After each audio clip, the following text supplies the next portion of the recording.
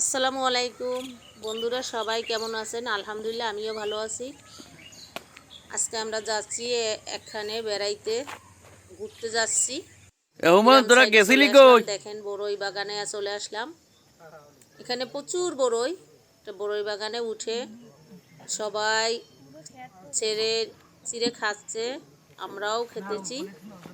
অনেক পাকা পাকা বড়ই, এগুলো ইচ্ছা মতো খেতে পারবে, উঠাইয়ে তারপরে আনতেও পারবে। কেজিতে মেপে দেয়, ওগুলো কিনে আনা লাগে। আর যা খাবে সেগুলো ফ্রি। আপনাদের সাথে শেয়ার করলাম বন্ধুরা। দেখেন, অসাধারণ মিষ্টি এই বড়ইগুলো।